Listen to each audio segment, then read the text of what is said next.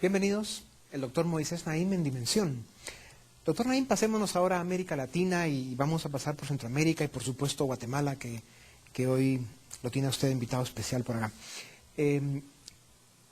¿Cómo va América Latina en el tema político? ¿Cuáles son las tendencias? ¿Qué está pasando con el grupo de países de esta corriente del socialismo del siglo XXI? Y sobre todo, cómo ya se ve claro quiénes van bien y quiénes no van tan bien. Sí, pocas veces tenemos la oportunidad en la economía de tener experimentos donde uno dice, bueno, déjame ver qué le pasa a este grupo de países rojos y qué le pasa a este grupo de países azules, deja que cada uno de ellos siga ciertas políticas, después podemos comparar. Eso se puede hacer en ciencia, en biología, en química, etcétera. Es muy difícil hacerlo con los países, pero aquí en América Latina tenemos esa oportunidad. Tenemos un grupo de países que se llaman el ALBA, el concepto del socialismo del siglo XXI, y bueno, y vemos los resultados, son catastróficos. Tienen la inflación más alta del mundo, tienen tasas de crecimiento que están muy por debajo de los demás, tienen índices de criminalidad enormes, tienen niveles de desempleo terribles, tienen fuentes de trabajo que solo se originan en el sector privado y crecen a la mitad de lo que crecen en los otros países. Entonces, este es un ejemplo más de cómo las malas ideas, que ya han sido probadas antes, que han sido repetidas, sin embargo hay un amor por estas ideas muertas. Yo lo he llamado, que muchos sufren de necrofilia intelectual y necrofilia ideológica, que es aferrarse con amor, con pasión, por ideas y por ideologías muertas, que han sido probadas una y otra vez en otros países y que generan pobreza, muerte, destrucción, corrupción, y sin embargo hay un amor por estas teorías malas, y sin embargo aquí en América Latina las siguen buscando, y de nuevo, al igual que el pasado, al igual que en otras partes, quienes practican esas ideologías terminan quebrados. O sea, el populismo en América Latina no ha funcionado, hay mejores ideas. Sí, eso es así. Yo no lo llamo populismo, es decir, claro que es populismo, pero a mí no me preocupa tanto, Dionisio, el populismo, porque el populismo lo hemos visto en todos los países. En Europa, en los grandes países de Europa, hemos visto ejemplos de populismo. En Estados Unidos a veces hemos visto cómo hay conductas populistas. En América Latina el peligro no es el populismo. El peligro es el de presidentes que llegan por la vía democrática al poder y hacen trampas para quedarse en el poder para siempre. Lo que hay que tenerle miedo en América Latina no es al populismo, es al continuismo. El continuismo es una amenaza para América Latina mucho peor que el populismo, porque el populismo, si se equivocan, y eso es malo, pero hay elecciones y se logra sacar a quienes han tenido malas políticas, que han creado más pobreza y más desigualdad y más corrupción, pues entonces tienes la esperanza de sacar a esos gobiernos e impedir la continuidad, el continuismo de los populistas o quienes...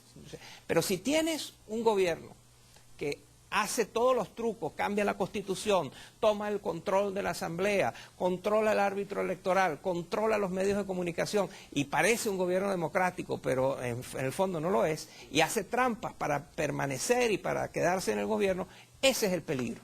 ¿A dónde va Venezuela, doctor Naim? ¿Qué pasa con Venezuela en los próximos 5 o 7 años? Venezuela va a pasar por una época muy difícil, caracterizada por un desastre económico inexplicable. Este es uno de los países más ricos del mundo, con unas reservas petroleras enormes y que no tiene la capacidad de abastecer a su población, donde hemos visto escenas vergonzosas, donde no se produce nada en el país, donde no hay papel higiénico, donde no hay medicinas básicas, no hay repuestos para los automóviles. Es inexplicable que un país tan rico tenga una situación económica tan difícil. Y entonces esa situación económica tan difícil va a tener consecuencias políticas. Y la más importante es que va a producir unas rivalidades y unos enfrentamientos muy importantes dentro de los seguidores del presidente Hugo Chávez, del fallecido presidente Chávez.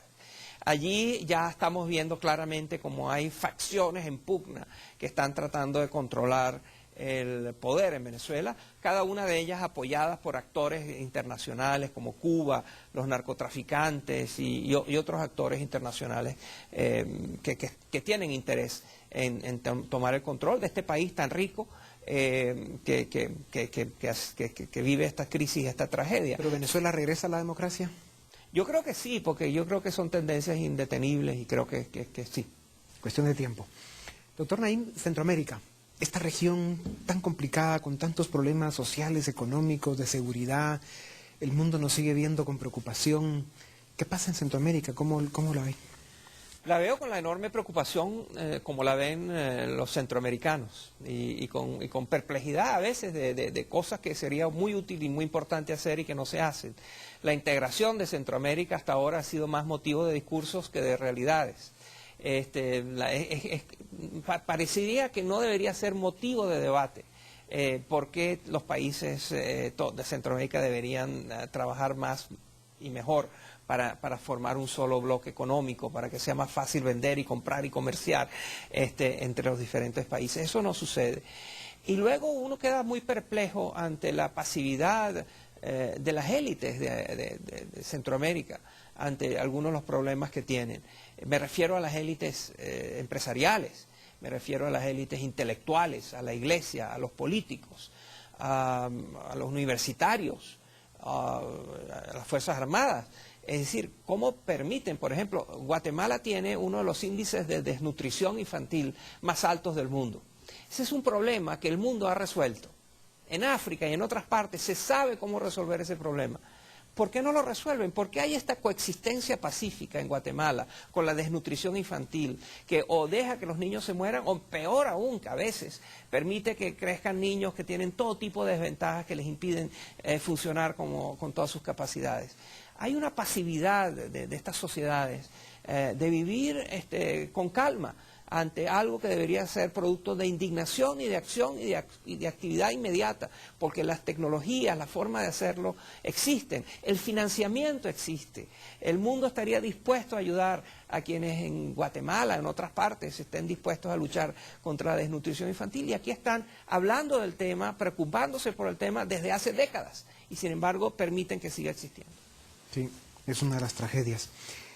Cuando hablas de las élites y de esa especie de indiferencia y pasividad, ¿qué consecuencias pueden haber cuando los países se olvidan de sí mismos de esa manera? Bueno, mi país, Venezuela, es un buen ejemplo. Es un buen ejemplo de élites que fueron muy complacientes, que no se dieron cuenta que el país cambiaba, que el país necesitaba respuestas concretas a los problemas de desigualdad, de injusticia, de exclusión.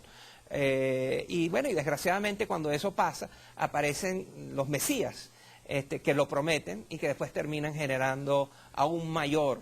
Mi país hoy en día tiene mayor nivel de desigualdad, mayor nivel de corrupción y mayor nivel de pobreza de las que había antes. Entonces hay que tener mucho cuidado con quienes prometen soluciones, pero sobre todo hay que tener cuidado de empezar a enfrentar los problemas dentro de regímenes democráticos, cuando todavía tienen gobiernos que son posibles de sacar por el voto.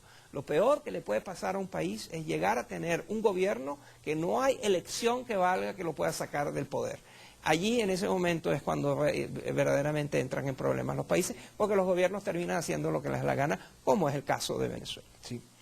Doctor Naim, el libro El fin del poder salió en inglés. Sabemos que en el mes de octubre de este año saldrá en español. ¿Cuándo llega a Centroamérica el libro para poder...? Debería llegar a finales de octubre, comienzos de noviembre, y espero estar aquí para volverlo a conversar. Ah, pues sería excelente.